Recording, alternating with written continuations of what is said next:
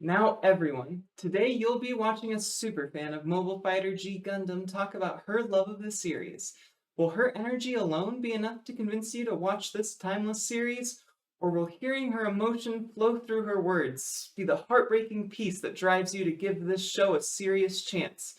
Either way, we're in for a hell of a time. Now, let's get things started. Gundam fight all set, ready, go!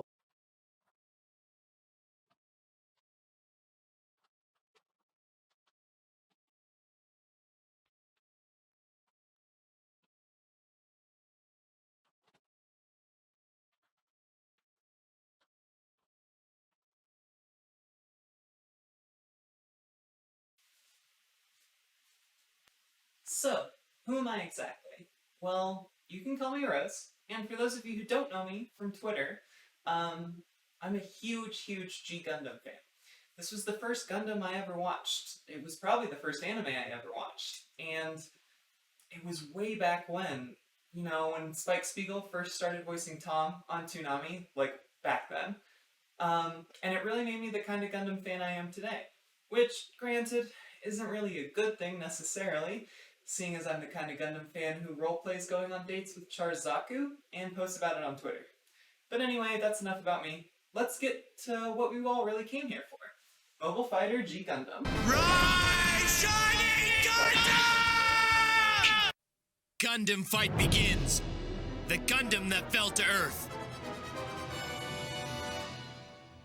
Mobile Fighter G Gundam is a 1994 series produced by Sunrise, and it's a part of, you guessed it, the Gundam franchise. However, this series, unlike its predecessors, wasn't a part of the main Gundam timeline, the Universal Century. What this allowed them to do was create a Gundam series that wasn't weighed down by sorry?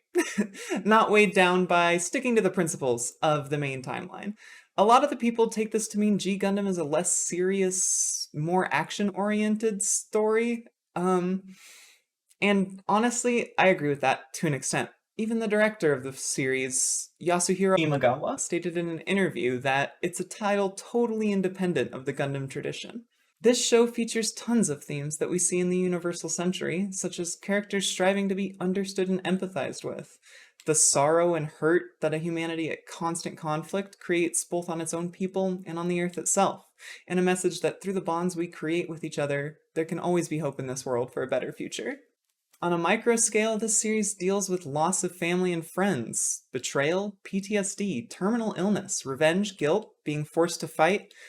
The list goes on. While the series may have more fun and goofy moments than the Universal Century, I don't believe the themes it touches on are any less important or serious than the shows that preceded it. I think that's a lot of the reason why I liked it as a kid. And let's be frank, this show was geared more towards children. After Mobile Suit Victory Gundam aired, popular children magazines like Comic Bomb Bomb that used to cover and have Gundam related articles were seeing a dwindling interest in the franchise, at least before Mobile Fighter G Gundam came out.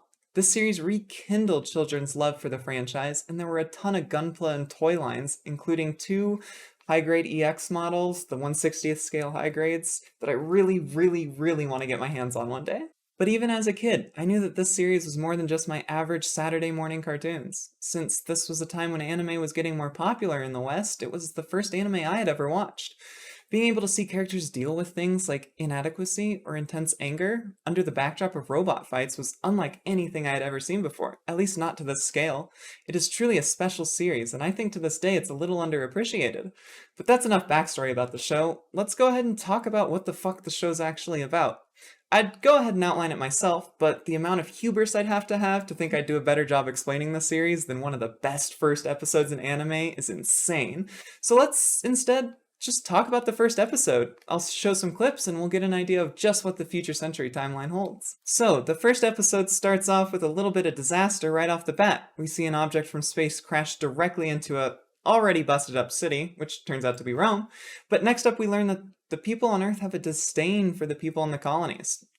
Common theme from the Universal Century, too. Huge split between the people living on the planet and people living out in space. Although it's a little flip-flopped this time around. The people on Earth say that the colonies don't see the Earth as anything special. The first character we're introduced to is Mikkelo Chariot, who I can just sum up as an insane bad guy.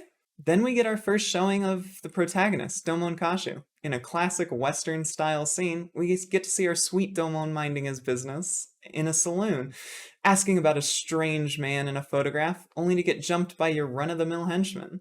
Here we get to see Domon show off that he's a very capable martial artist, quickly dispatching these guys, only to get arrested and get his head shoved into a pizza.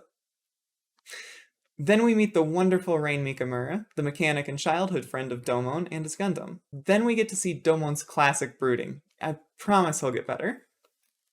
That leads into our protagonists meeting some children and learning just a little bit more about the pain the Gundam Fight Tournament can inflict. All of these children's parents were killed in the last Gundam Fight Tournament.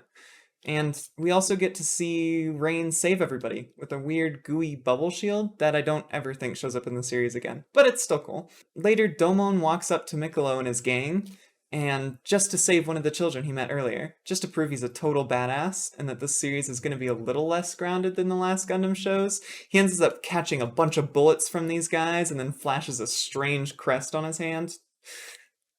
We'll get to that too.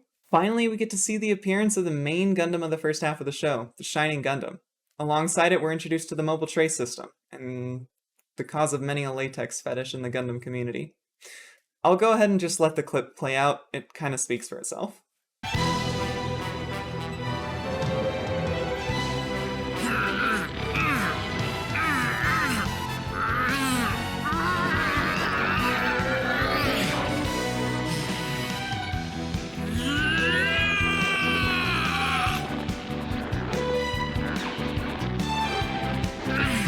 Mobile trace system checking brainwaves, blood pressure, pulse, respiration, temperature, metabolism. All green. Now, besides showing off Domon's perfect ass, the mobile trace system also functions as the cockpit in this series. No levers or pedals like in the last shows, only a skin-tight suit that relays all of the vitals and the pilot's movements to the mobile suit, and in turn any damage the mobile suit incurs is relayed directly to the pilot. Brief side note, I adore the mobile trace system. I think it lends itself to some really great scenes and narratives where the pilot and Gundam can kind of be one and used interchangeably. For example, we could see Domon and one of his opponents have a big grapple fight, and it can be shown just a little more personally by having the pilots in the same position and not just watching their mobile suits. I'll show some clips of that later, but it's really, really cool. Next, we get to see some mobile suit special moves and get a little bit of an explanation about the Gundam Fight Tournament. Every 4 years, the colonies send a representative to have Gundam matches in a tournament across the globe to become the ruler of space for the next 4 years. And finally, to end the final fight out, we get to see Shining Gundam's special move, the Shining Finger. Overall, I think this episode is perfect. We get to see that our protagonist is incredibly skilled at martial arts and has a bit of a problem with his emotions, especially regarding his capable and lovable engineer Rain, who I love so much. We get to learn about the Gundam fight and its purpose, as well as the harm that it does to the people of Earth. And we get to see a crazy cool robot fight. It really doesn't get better than that. So there we have the introduction to both G Gundam and my video essay. From here on out, the spoilers are going to be a little heavier, especially towards the end of the video. And I want to let you in on a little bit of what the format I'm going for here is. First, I want to talk a little bit about the characters, at least the major ones, just brief overviews, so everyone can kind of get an idea who we're talking about in this video, assuming they don't want to watch the series. Then, I'm going to talk about the mobile suits. It's one of the most recognizable things about G Gundam. Of course we have to talk about the mobile suits. And then the last two sections of this video essay are going to be the two things that I think had the most impact on me while I was watching it. The fun and the emotion. Those two will be heavily filled with spoilers, although, just due to time constraints, there are going to be a lot of parts I skip as well. I just don't have time to talk about all the characters. Like, one major one is Wong from Neo Hong Kong. I pretty much won't get the chance to talk about him at all, but he's really cool. And lastly, I want to mention, this isn't an objective analysis of the show. I'm so heavily biased about it. I love this anime more than life itself. It's going to be just kind of what I think about it, what I think is great, and me trying to explain that to you. Lastly, it's worth mentioning that I'm going to be talking about the dub here. The dub is the only version of the show I've ever watched. I think it's an incredible dub. The energy the actors put into all of their characters is amazing. And I highly suggest you watch the dub as well. There's something special about when Domon yells. Well, I'll show the clip later. I don't want to spoil it. But anyway, let's get things started. This hand of mine is burning red. Its loud roar tells me to grasp victory! So first, let's start off with our protagonist, Domon Kashu. He's the Gundam Fight member for Neo Japan, and he's a Shuffle Alliance member, the King of Hearts. He's an incredibly skilled martial artist who trained with the previous Gundam Fight winner from Neo Hong Kong, the undefeated of the East, Master Asia. However, Domon's life isn't all fun and fights. Immediately before the show starts, he's called back from his training to be reunited with his family, only to have his brother betray his family, steal the experimental superweapon, the Dark Gundam, or Devil Gundam, and have his mother killed during his brother's escape. His father's then put in cryosleep, and Domon's forced to be a Gundam fighter. He's told he needs to find the Dark Gundam to have his father unfrozen. Due to the traumatic experiences he's had, a lot of his story revolves around controlling his emotions, and we often see him lashing out at Rain, his true love. His story involves learning that anger is not the only emotion he can harness, and that the people close to him can really help out when he needs it. Next, I want to talk about Rain Mikamura. She's the mechanic for Neo Japan's Gundams, and is the childhood friend to the Kashu family, as well as Domon himself. She has a degree in medicine, which makes her an invaluable asset to someone in the Gundam fight, and beyond that, she's a very skilled engineer. She's able to create a variety of devices that are used throughout the series. Her story involves the complicated love with Domon she shares, and learning that she needs to understand and trust her friends. Also, she's my wife. Everybody back the fuck off.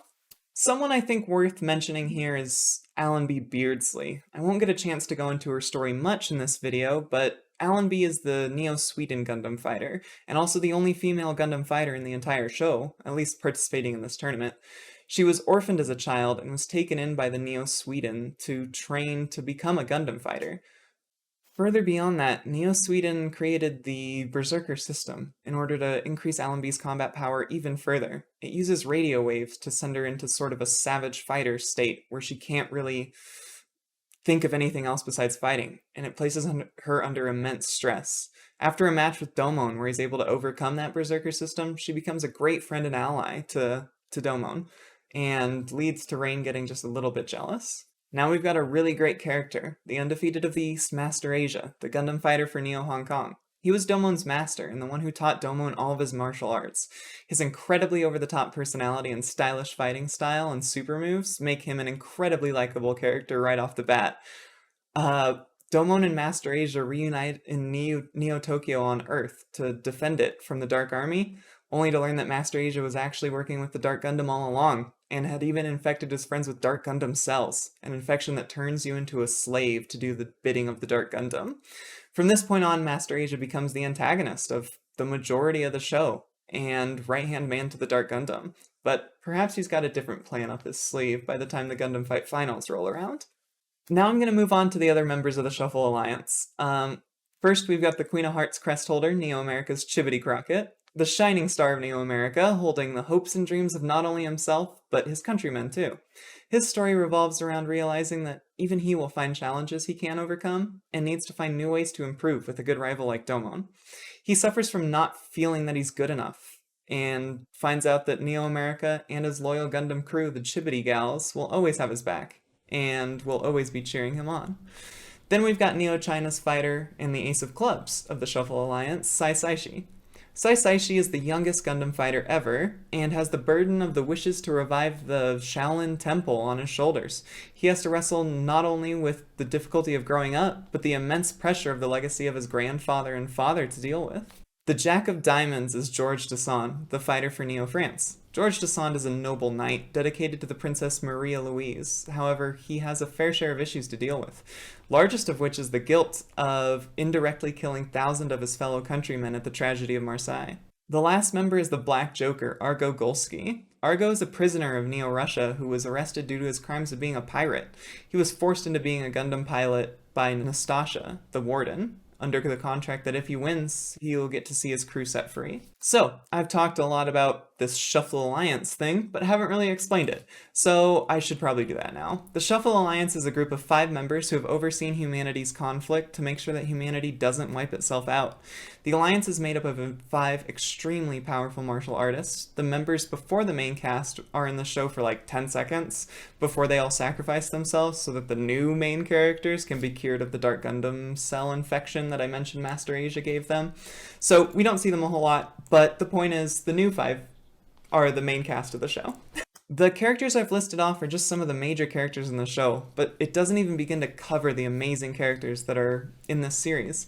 Characters such as Neo America's crew or George's butler are amazing supporting characters, and some side characters like Neo Denmark's Hans Holger or Neo Mexico's Chico Rodriguez and his sister Gina are great characters, with whole episodes dedicated to their really great storylines. And they are not just throwaway side characters. These characters have left a huge impact on many fans of the show, and their stories can oftentimes be even more heartbreaking or endearing than the main casts. So there we have it. The ragtag group of characters that are somehow going to save the Earth. I think Rain said it best when she says, Domon has some really great friends. Now for one of my, and many other fans' favorite part of the series, the mobile suits. These things can range from crazy cool, have transforming pieces, look like a fucking rising sun, or the dumbest bullshit you've ever seen in your whole life. And that's what makes it great. The best part is not only will people disagree on exactly which suit I'm talking about when I say those things, but it doesn't make the series any worse. I believe in fact quite the opposite. It adds a layer of charm to this series that the suits aren't really bound by any sort of realistic physics or amazing designs, and these goofy designs can even put up quite a fight because of that. So let's start off with the fact that these suits are made entirely to show off either what the suit can do or what country the suit is from, whether that be with culture or stereotypes.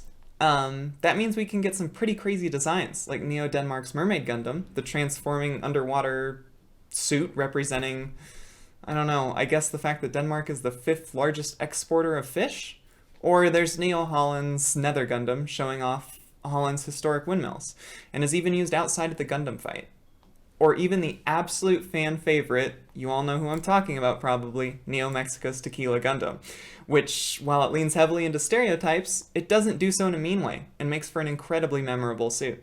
Give me a kid of this Bandai, it's been 27 years.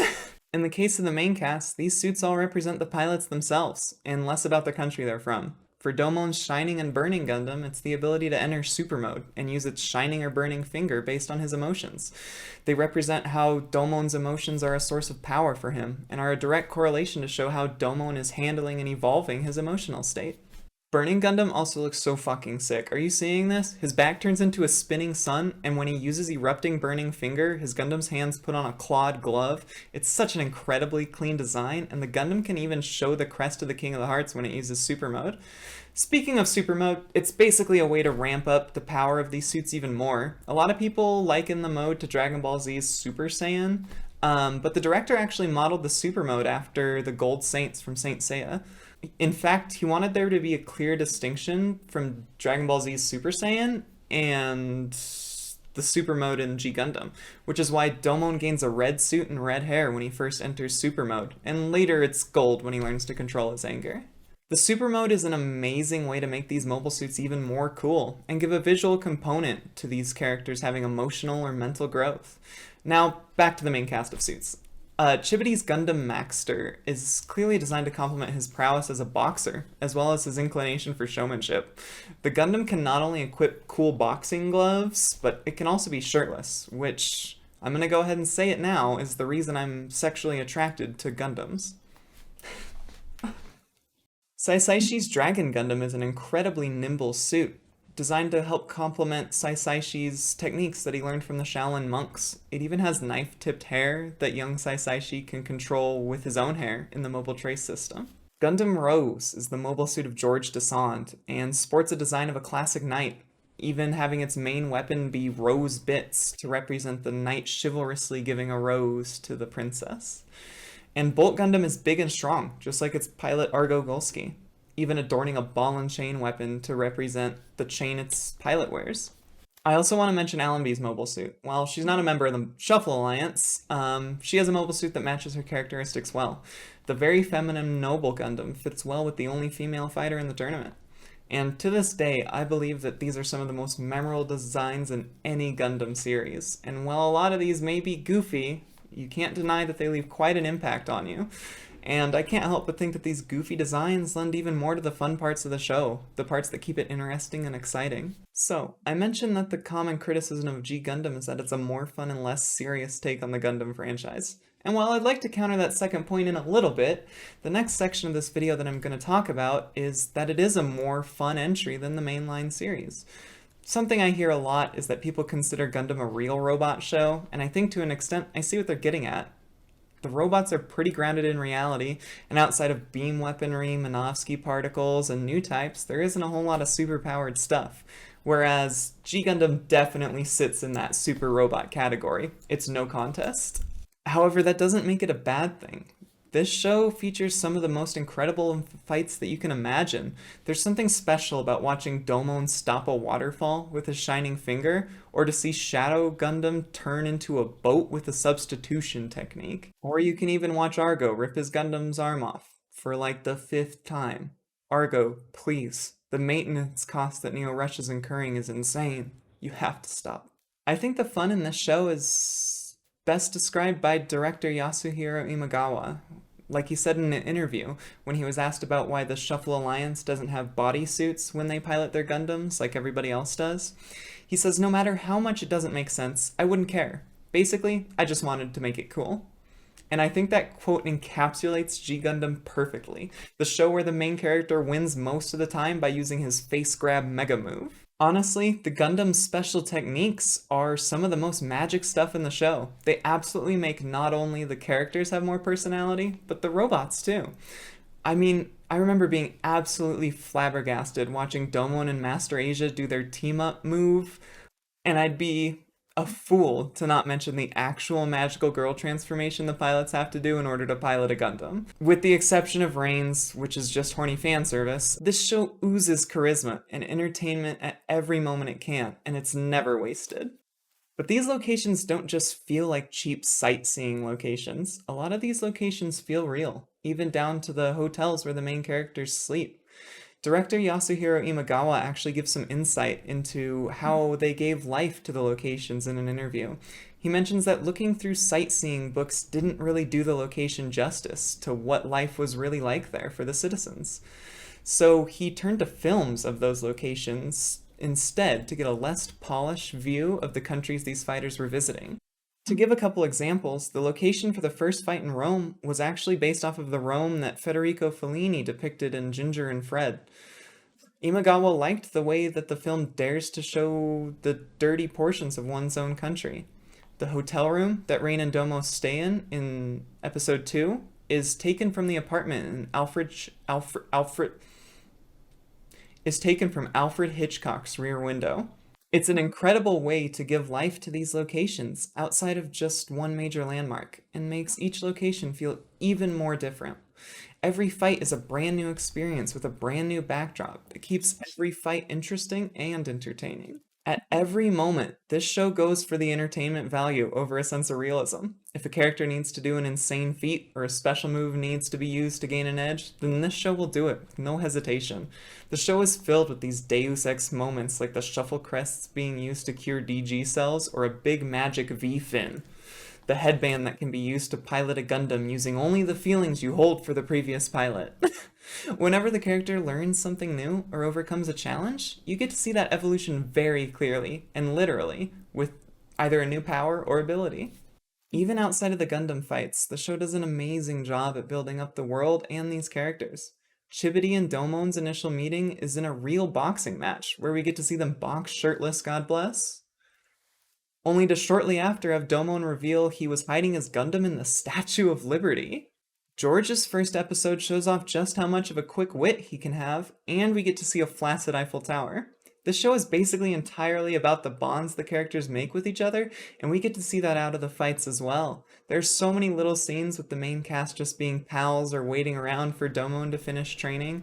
Scenes of the group eating together or training together go so far in adding charm to the show outside of a Robot of the Week style episode. You really get a sense that these characters are learning about each other and becoming real friends. My favorite thing about this show is that it manages to keep this up throughout the entire runtime.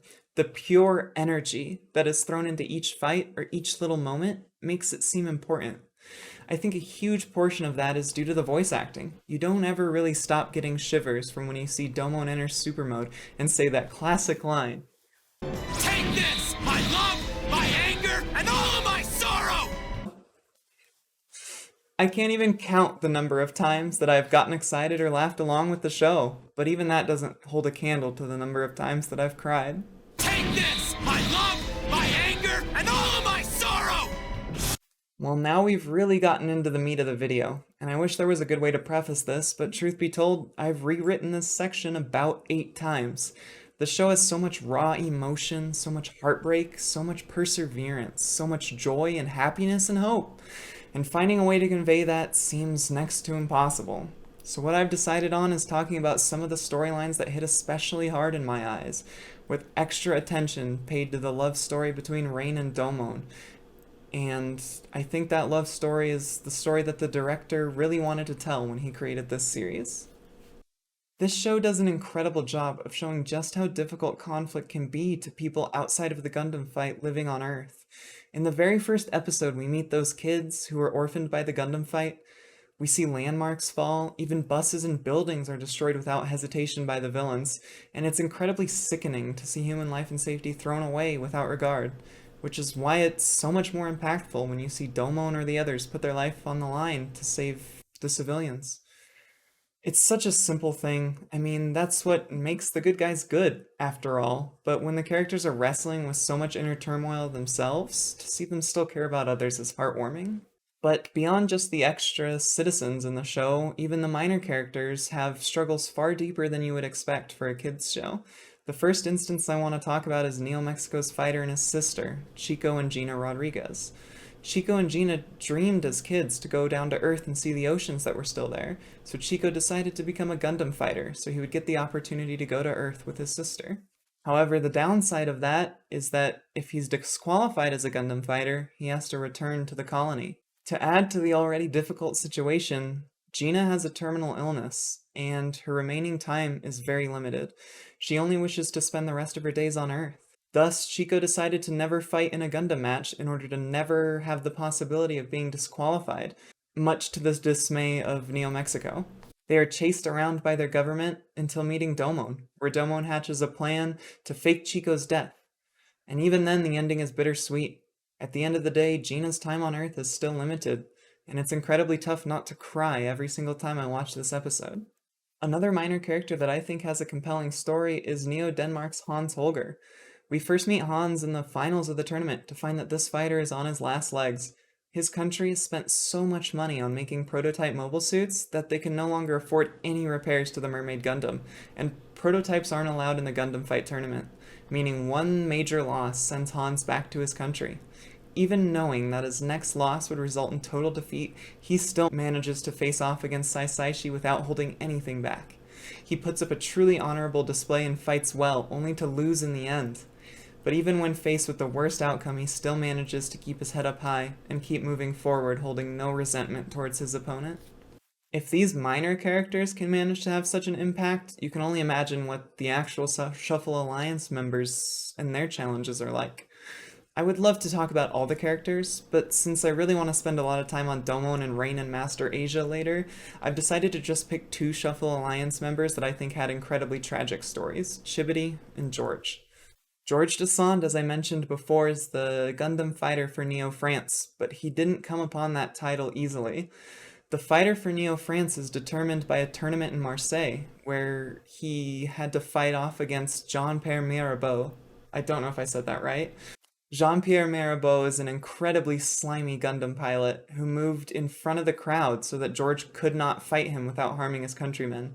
At that point, the overseer of the battle, I'm assuming the king maybe, went to stop Mirabeau and told him that his fighting was not befitting of Neo France's fighter and was disqualified. In outrage, Mirabeau turned his weapon upon the overseer, or king, and George went to stop him, and in the scuffle, a few of Mirabeau's Mirage Gundam's missiles flew directly into the crowd, having many casualties. At one point, In the show, George is so racked with guilt over indirectly killing his countrymen that he can no longer fight, and he finds himself overwhelmed with anger at Mirabeau. This comes to a head when Mirabeau escapes from prison and comes to fight George, where George is almost defeated before his loyal butler shares some words of encouragement, even after George fired him. We then get to see just how much George has grown when he chooses to heal Mirabeau from his DG cell infection instead of killing him. It's amazingly heartwarming and cements George as my favorite Shuffle Alliance member. Then we have Chibity Crockett, Neo America's fighter. There's a lot I could talk about with him, like how he serves as America's shining star, guiding hope to his people, or how I believe he and Domon are the ones to push each other the best to grow in strength. However, what I really want to talk about is the trauma he had to face head-on in his fight against the Jester Gundam.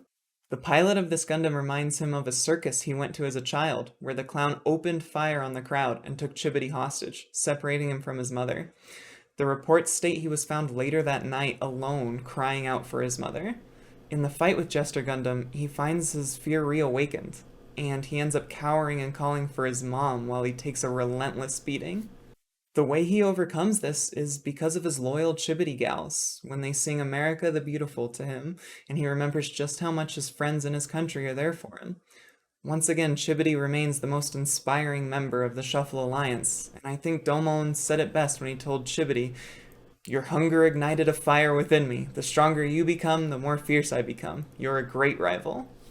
On that note, I briefly want to talk about the Shuffle Alliance, and how they all push each other. This story may be about Domon and Rain, but the bonds these 5 men share with each other is unlike any I've ever seen. This is specifically shown in episodes 35 to 38 of the show, where Domon is forced to face each of the other 4 members of the Shuffle Alliance one by one. We get to see exactly how much they've grown, how strong they are, and exactly how much they respect each other as fighters, which in the G Gundam universe is the highest form of respect there is. And if you are ever looking for incredibly cool robot fights, nothing really compares to when Domon and his Shuffle Alliance member both activate their super mode and have a truly stunning display of power. And if you're not a huge fan of Saisaishi, episode 37 is going to change your mind. Now, before I get to Domon and Rain, I want to talk about Master Asia. He's an incredibly complex character and manages to be the main antagonist for an incredibly large portion of the show, only to have you unable to hate the guy by the time the show ends. Master Asia was Domon's martial arts teacher in a time that preceded the show. We actually don't get to see much of how the two got to know each other or the training Domon went through. Instead, the show shows us the bond that Domon and Master Asia have when they meet up the first time during the Shinjuku arc. The two work together to dispatch some of the Dark Gundam's army, and unleashing the first technique of the Undefeated of the East we've seen in the show, I'm gonna fuck this up, Chokyu Hao Denidan? Ooh, that didn't sound right. Chokyu Hao Denidan? In any case, even though it's a rather silly looking technique, it shows off just how much of a bond this master and pupil share. Domon even breaks down crying after seeing his master again after such a long time, and after so much has happened in his life. This is one of the first times we ever see Domon like this, which makes it so much more impactful when Master Asia reveals he's working with the Dark Gundam and becomes the antagonist of the series, even going so far as to possess Domon's fellow Gundam fighters with DG cells, a move that even gives those fighters PTSD later in the show. To have such a prolific figure in Domon's life do such despicable things is hard for him to cope with, and the first half of the show centers around Domon learning to consider Master Asia an enemy and not his mentor anymore. Eventually, Domon manages to defeat Master Asia, which I'll talk about more because it's an amazing episode, only for him to return again in Hong Kong for the Gundam Fight Finals. However, in the second half of the show, Domon and Master Asia don't really have a chance to fight until much later, and find themselves instead attacked by Dark Gundam heads on an uninhabited island together. This episode really cements the relationship the two have, with Domon even slipping up and calling him Master again, and the two helping each other out of this predicament. Master Asia even goes and teaches Domon the final secret technique of the School of the Undefeated of the East, the Sekiha Tenkyoken.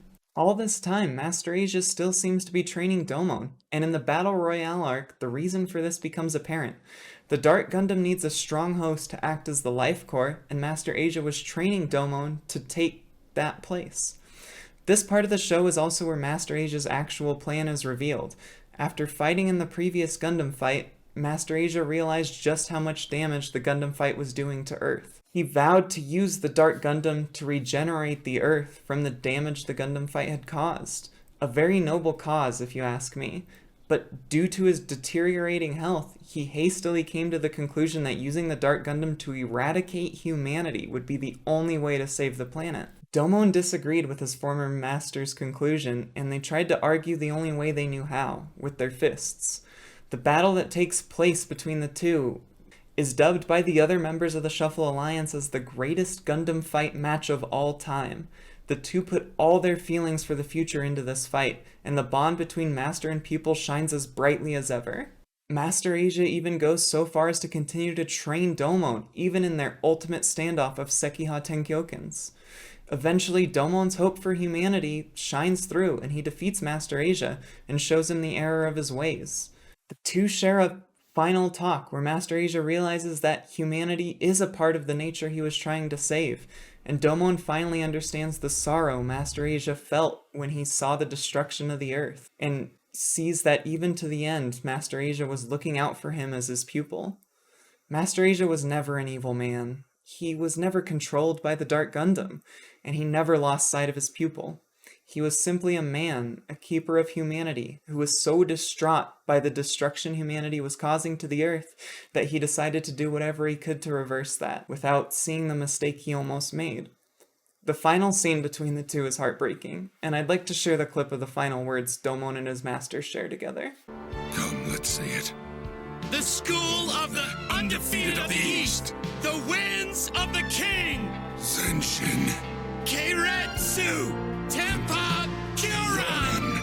Look, the East is burning red. Alright, now for the moment you've all been waiting for, the story of a young martial artist and an intelligent doctor, the adventure they have, and the love they share for each other. I briefly mentioned it before, but while Domon was away training with Master Asia, his father and brother developed a machine called the Dark Gundam that was the bleeding edge of technology meant to accomplish three things: self-repairing, self-replication, and self-evolution. Domon's brother Kyoji decided to steal the Dark Gundam and head to Earth, and during his escape, his mother was killed. His father was sentenced to cryo-sleep for developing the technology and helping Kyoji steal it. Domon was called back to Neo-Japan after this, and learned of the tragic news. The Neo-Japan government coerced him into becoming a Gundam fighter and hunting down the Dark Gundam, with the stipulation that if he succeeds, his father will be released. To accompany him on the journey to Earth, Neo-Japan appointed his childhood friend Rain Mikamura, who was also a skilled Gundam mechanic, as well as a doctor. When the duo first begin their Gundam fight adventure, Domon's erratic emotional state is almost immediately shown. He's incredibly dismissive of Rain through the first few episodes, even after she saves the day multiple times. However, Rain is incredibly understanding, and knows just how difficult what Domon has been through is. Neo-Japan wants to harness the anger that Domon shows, using the emotional state system in the Shining Gundam. Neo-Japan sneaks Domon and Rain back to the colony and forces him to hallucinate the events that happened on the day Kyoji stole the Dark Gundam. He is forced to watch as his brother betrays his country and watches his mother die. Neo-Japan uses his wrecked emotional state from witnessing this day to activate the Shining Gundam's super mode, and Domon for the first time gains the ability to channel Shining Finger into a sword. This hand of mine glows with an awesome power! Its burning grip tells me to defeat you! Take this, my love, my anger, and all of my sorrow! Shining Finger Sword! Go, go, go!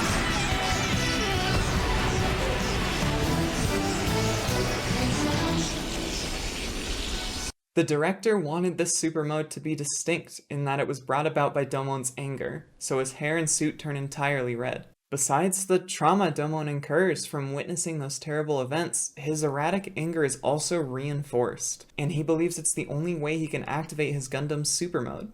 After a few more Gundam fight matches, they find themselves in Shinjuku, the epicenter of a Dark Gundam army invasion, where he reunites with his master, but we've already talked about that, and my heart can't take doing it again.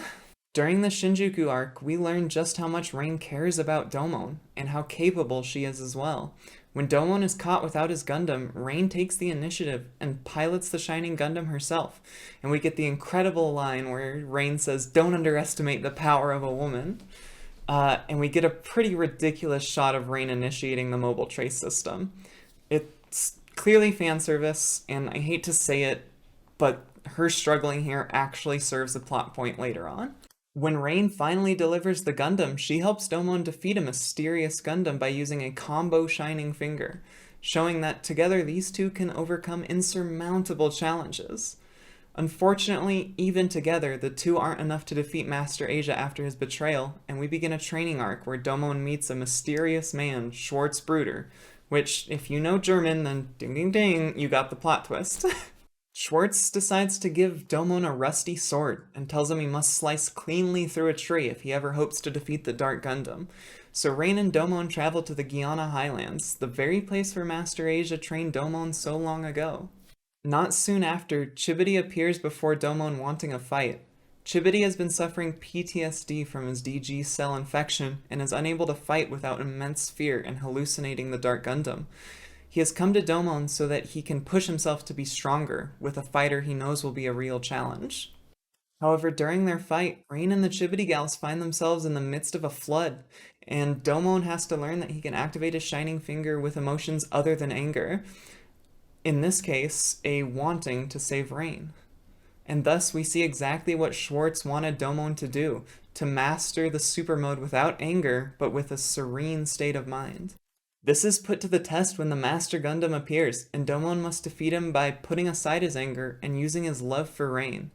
With the Master Gundam temporarily driven away, the group must escape the Guiana Highlands and head to the Gundam Fight Finals in Hong Kong. They only have 2 days before the fight begins.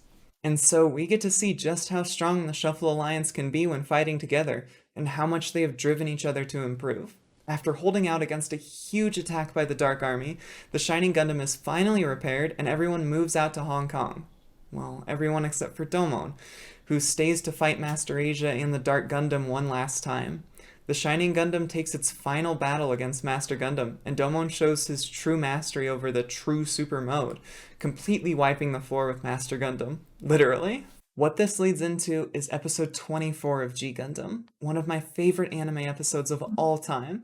It starts off with Domon from the sky spotting a capsule belonging to Neo Japan, and he surmises this must be the new Gundam that Neo Japan made specifically for the Gundam Fight Finals. Master Asia tries to stop Domon from retrieving this new Gundam, and it ends in one final Shining Finger vs Darkness Finger, and an intense double knockout. Domon makes one final attempt to reach the Gundam on foot, only for Master Asia to throw out a rocket punch. But Domon had predicted his master perfectly, and programmed Shining Gundam to use the rest of its power in the core lander to take the hit for him. However, even once he reaches Burning Gundam, all is not won, because it won't start without the battle data from Shining Gundam.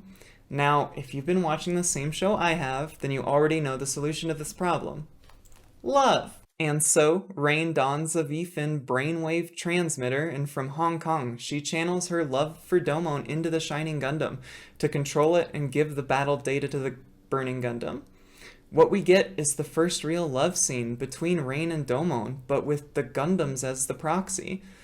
This scene is absolutely beautiful, with Rain channeling the final moments of the Shining Gundam, a suit Domon knew intimately, and having the God Gundam emerge with her likeness in his arms.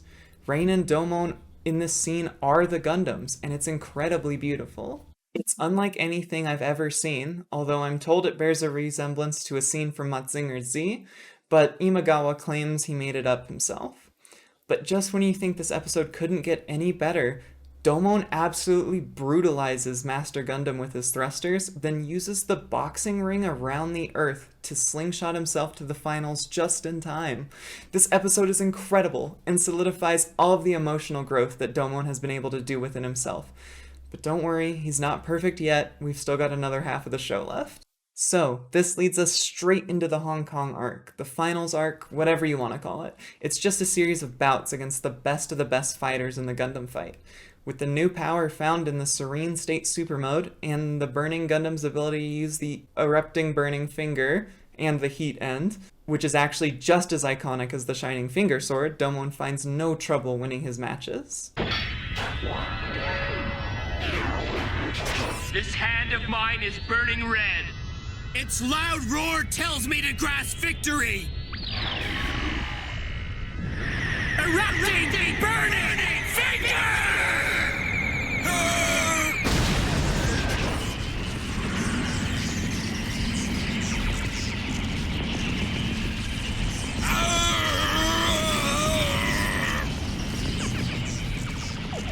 Yes! And now he's in!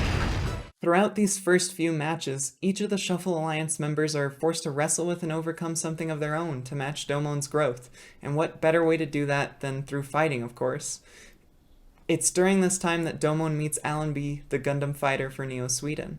As they are both incredibly skilled fighters, they get along great as they can communicate perfectly through their fists, even going so far as to have fun during their first Gundam fight. This here is what starts the rift between Domon and Rain in the second half of the show. The fact that Rain can't connect with Domon as well because she's not a fighter like everybody else. Eventually, Domon is pitted against each of the Shuffle Alliance members to each have their own definitive match against Domon to show how far they've come. During these fights, they prove just how much they mean to each other, with each fighter unlocking a new move and their Gundam's hyper mode. But the good times come to a halt when Allenby is forced into her Berserker mode by Wong, the head of the Gundam fight and ex-ruler of space, and nearly kills Andrew Graham. Allenby is stolen by Wong's men and goes missing, and Domon lashes out at Rain, saying she wouldn't understand why he's so upset at losing Allenby, and even kicks her from his crew.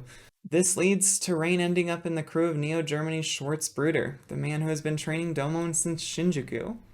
And wouldn't fate have it that Domon and Schwartz are the next Gundam fight match in the tournament? Rain takes this opportunity to watch Domon from another perspective, and Schwartz uses his match to teach Domon yet another lesson. After handily outclassing Domon in the first part of the match, Domon realizes how much he needs Rain, and the two work together to repair the burning finger that was broken. This match ends with an erupting, burning Sekiha Tengyoken that he learned from Master Asia, and Rain and Domon reunite, only to find out that Schwartz Bruder, the Neo Germany fighter, is Domon's brother Kyoji.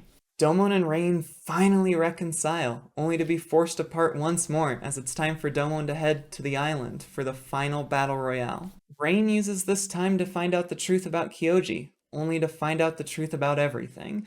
It turns out Kyoji and Domon's father had made the Dark Gundam, or as they originally called it, the Ultimate Gundam, in order to repair the Earth with its power of self-repair, replication, and evolution. Rain's father grew incredibly jealous and ratted them out to the Neo-Japan military, specifically Major Arube, who wanted to use the technology for military power. In order to not let it fall into those hands, Kyoji fled with the Ultimate Gundam to Earth, and Neo-Japan put Domon's father in cryo-sleep, so there were no witnesses about what really happened. Schwartz was a clone of Kyoji, made from Dark Gundam cells, and implanted with Kyoji's memories and personality, and tasked with keeping Domon safe. With this new information, Rain and Schwartz headed to the Battle Royale Island, only to see that all hell had broken loose. On the island, the Dark Gundam had been taking over fighters in order to fuel its revival, and the Shuffle Alliance was forced to fight with the 4 kings of the Dark Gundam, or I guess 3. Rain actually fights with the 4th king. These episodes of the Shuffle Alliance making their way up the summit so Domon can fight Master are absolutely amazing, and I refuse to spoil them. But I will say, these episodes show the tenacity of these fighters, and just how strong they are when they fight together. It also shows how much they mean to the people close to them. Eventually, Schwartz meets Domon at the summit and explains exactly what was going on. Kyoji was no longer strong enough to be used as the vessel to the Dark Gundam, and Domon could defeat the Dark Gundam by destroying Kyoji, and in turn Schwartz, as they share the same life force. And so it turns out, after 44 episodes of searching for the man in the ripped up picture, he finds him, only to be forced to end his life with a Sekiha Tengyoken. It's an unbelievably tragic end to the Dark Gundam, and Domon can barely contain his sadness as we hear one last